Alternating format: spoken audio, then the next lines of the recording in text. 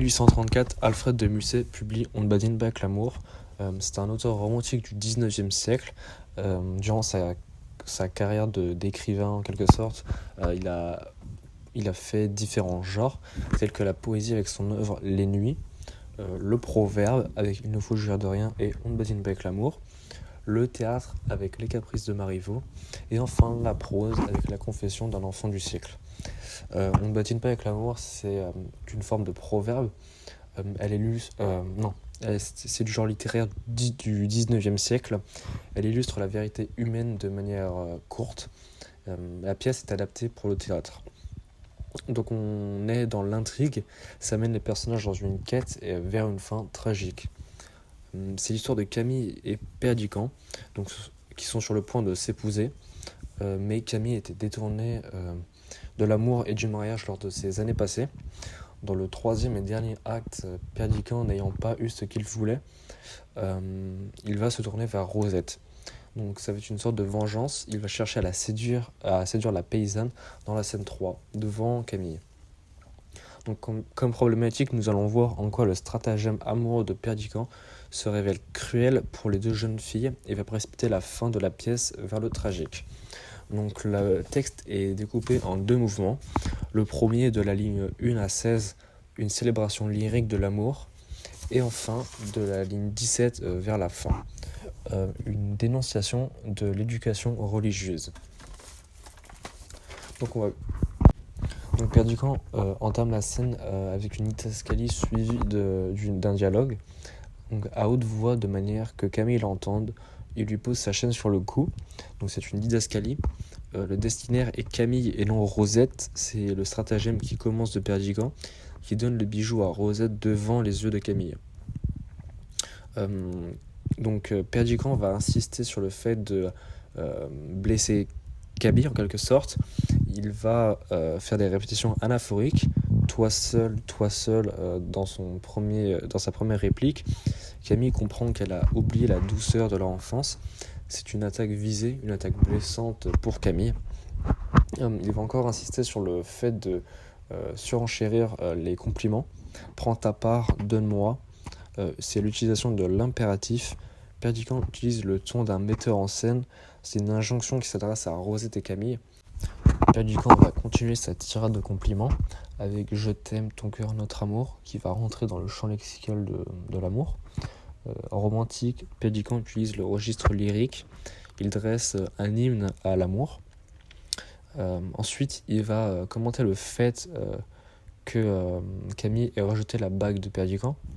Vois-tu, reviens, reprends, tremble, cours, nous reparaisons. C'est l'utilisation du présent dénonciation.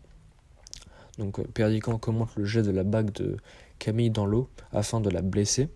Donc ça va remémorer ses souvenirs et ça va être une attaque blessante en quelque sorte. De la ligne 9 à 19, après phrase courte et question rhétorique, Perdiccas utilise une longue phrase complexe avec 9 propositions juxtaposées. Il ne va pas laisser le temps à Rosette de réfléchir à ces questions. Il ne va pas lui laisser le temps non plus de répondre. En fait, il déballe tout ce qu'il a. Ensuite, on a la réaction de Camille. Donc, ça va être une aparté. Camille, à part, il a jeté ma bague dans l'eau. Donc ça va être une phrase exclamative, ça va représenter la douleur de Camille. Donc nous, comme on est le narrateur omniscient, on voit tout ce qui se passe dans la scène. Donc on voit comment le dialogue inflige Camille, qui elle est cachée derrière les buissons. Perdiccas va célébrer une nature vivante qu'il associe à la vigueur de l'amour avec le champ lexical de la nature. Donc le vent, la pluie, les feuilles séchées, le soleil, la lumière du ciel. On voit qu'il fait référence encore une fois à Camille et de leur passé. Ensuite, une personnification de la part de Perdiccas. La nature est magnifiée et rendue vivante comme l'amour. Donc c'est une sorte de métaphore aussi. Le levant se tait, le soleil ranime, la pluie du matin roule en perles. Et enfin, durant sa longue tirade, juste à la fin, il va lui poser la question, sais-tu ce que c'est que l'amour en visant Rosette et en même temps Camille.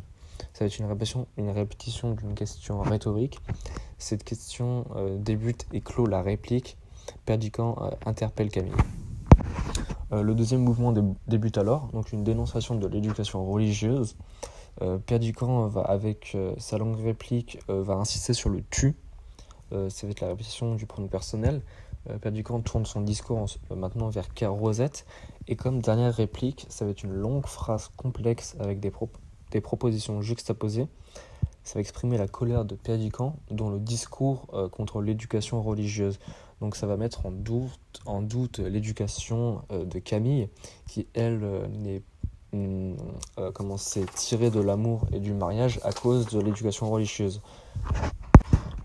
En conclusion, cette déclaration d'amour n'oriente pas la pièce vers une fin heureuse. Un stratagème a été mis.